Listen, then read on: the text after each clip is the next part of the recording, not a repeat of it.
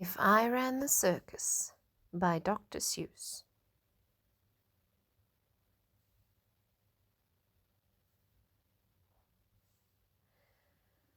In all the whole town, the most wonderful spot is behind Sneelock's store in the big vacant lot. It's just the right spot for my wonderful plans, said young Morris McGurk, if I clean up the cans. Now a fellow like me, said young Morris McGurk, could get rid of this junk with a half-hour's work. I could yank up those weeds and chop down the dead tree and haul off those old cars. There are just 2 or 3, and then the whole place would be ready, you see. All ready to put up the tents for my circus. I think I will call it the Circus McGurkus. The Circus McGurkus, the world's greatest show on the face of the earth, or wherever you go. The Circus McGurkus, the cream of the cream. The Circus McGurkus, the circus supreme. The Circus McGurkus, colossal, stupendous, astounding, fantastic, terrific, tremendous. I'll bring in my acrobats, jugglers, and clowns from 1,033 faraway towns to the place that you'll see 'em in, ladies and gents, right behind Sneelock's store in the great McGurk tents. And I don't suppose old Mr. Sneelock will mind when he suddenly has a big circus behind. After all, Mr. Sneelock is one of my friends. He might even help out doing small odds and ends, doing little odd jobs. He could be of some aid, such as selling balloons and the pink lemonade. I think 500 gallons will be about right, and then I'll be ready for opening night.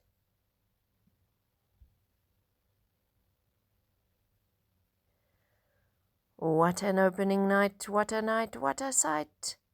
I'll hoist up the curtains, the crowds will crowd in, and my Circus McGurkus will promptly begin, with a welcoming toot on my welcoming horn, by my horn-tooting apes from the jungles of Jawn, where the very best horn-tooting apes are all born. 'Cause the very fresh air there is fine for their lungs, and some of those fellows have 2 or 3 tongues. This way, step right in. This way, ladies and gents. My sideshow starts here in the first of my tents. When you see what goes on, you'll say no other circus is half the great circus that Circus McGurkus is. Here on stage 1, from the ocean of Ulf, is a sight most amazing. A walrus named Rolf, who can stand on 1 whisker. This wonderful Rolf, on the top of 5 balls, 2 for tennis, 3 golf. It's a marvelous trick, if I say so myself. And on stage number 2, here is something quite new. From a country called Frum comes this drum-tummied snum, who can drum any tune that you might care to hum.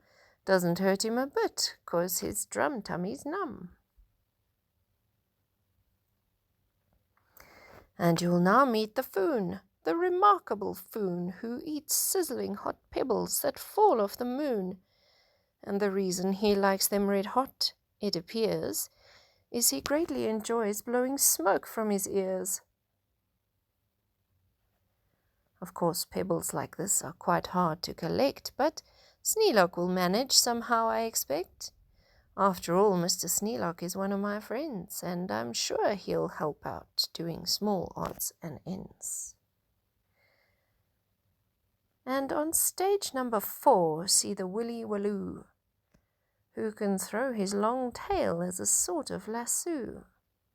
With a flip of the hip with a tail of this kind, he can capture whoever is standing behind. He can capture old Sneelock. I'm sure he won't mind. And now here is a hoodwink who winks in his wink hood. Without a good wink hood, a hoodwink can't wink good. And folks, let me tell you, there's only one circus with wink-hooded hoodwinks, the Circus McGurkus.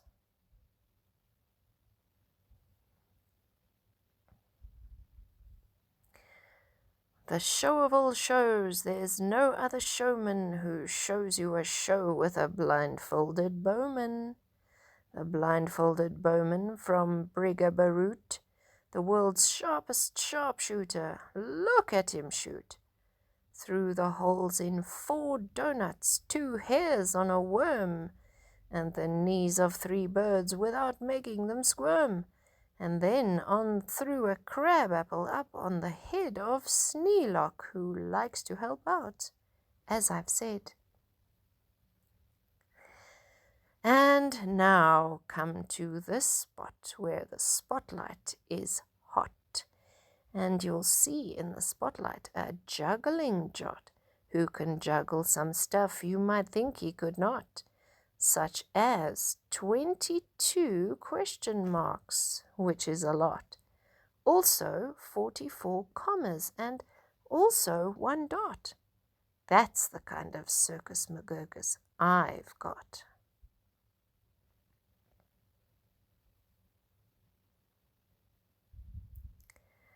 But that's just my sideshow, a start, a beginning.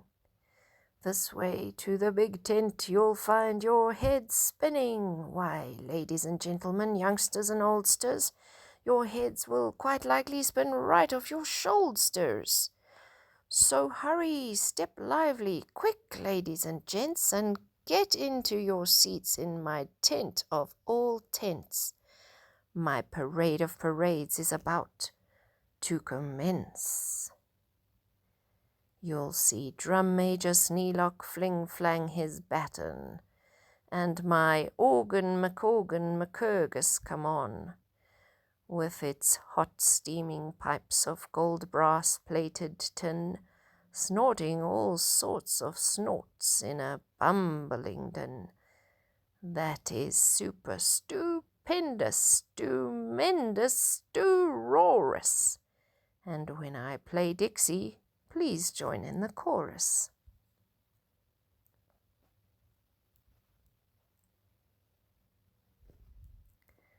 Then a fluff-muffled truffle will ride on a huffle, and next in line a fine flummox will shuffle.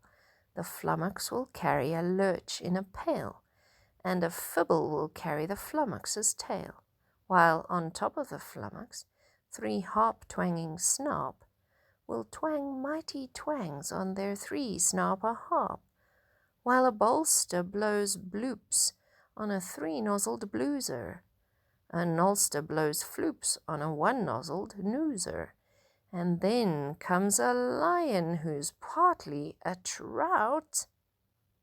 Then more stuff for 45 minutes about. And then, behind them, then, while everyone stares, come my to and fro marchers, who march in 5 layers. The fros march on 2s, and the 2s march on fros. Don't know how they do it, but that's how it goes. And now comes an act of enormous enormance. No former performers performed this performance. The stunt is too grippingly, slippingly frightening. Down from the top of my tent like greased lightning through pots full of lots of big sticklebush trees slides a man, what a man, on his roller skate skis. And he'll steer without fear, and you'll know at a glance that it's Sneelock, the man who takes chance after chance, and he won't even rip a small hole in his pants. And now here, in this cage, is a beast most ferocious, who's known far and wide as the spotted atrocious, who growls, howls, and yowls the most blood-curdling sounds, and each tooth in his mouth weighs at least 60 pounds. And he chews up and eats with the greatest of ease things like carpets and sidewalks and people and trees. But the great Colonel Sneelock is just the right kind of man who can tame him. I'm sure he won't mind.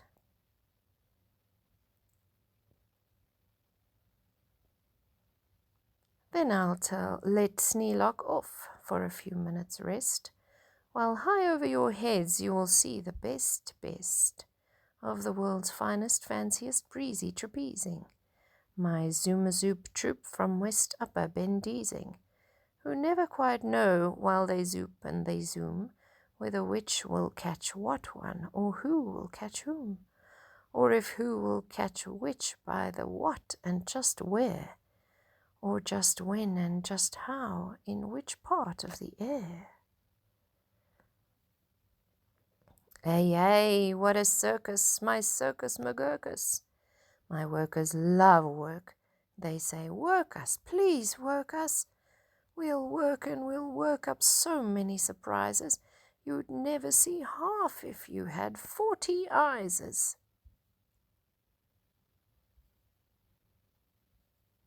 And now, again Sneelock, brave Sneelock is back, risking life on my patented life-risking track, while the speedsters I call my colliding collusions race round in swift cars called abrasion contusions, and Sneelock just lies there, not one bit excited. I know he won't mind. He'll be simply delighted.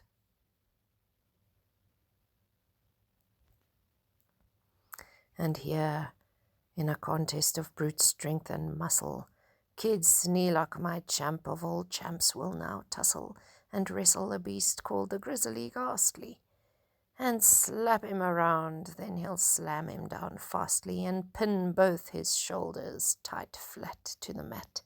Kid Sneelock will love it, I'm sure about that. And while that goes on there, look at this go on here. Have you heard of my herd of through horns jumping deer? Every deer jumps through horns of another pell-mell, while his horns are jumped through at the same time as well, by a deer whose horns also are being jumped through, by another who's having his horns jumped through too, which I'm sure Trainer Sneelock can train them to do. Then the whole tent will ring with hoorays and wild shouts when I wheel in my whales and they turn on their spouts. First my whale number 1, with an aim that aims true, spouts a spout that spouts Sneelock to whale number 2. And then whale number 2 spouts his spout like a gun, and that spout spouts old Sneelock right back to whale 1. And then forwards and backwards on spout after spout, my great spout rider Sneelock gets spouted about, just as long as the water they're spouting holds out. Then my tournament knights, noble apes without fear, Sir Hector, Sir Victor, Sir Bops, and Sir Beers, Sir Hawkins, Sir Dawkins, Sir Jawkes, and Sir Jeers, clatter into the tent, and while everyone cheers, stage a roustabout joust with their boxing glove spears.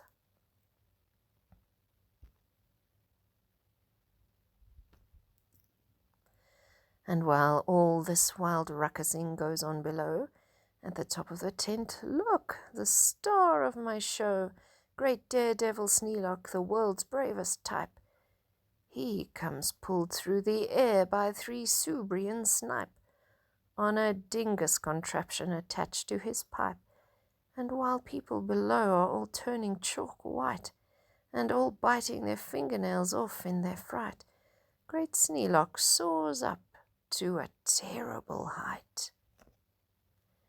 Then he shakes himself loose. He starts down in a dive, such as no man on earth could come out of alive. But he smiles as he falls, and no fear does he feel. His nerves are like iron, his muscles like steel, and he plunges down, down, with his hair still combed neat, 4,692 feet.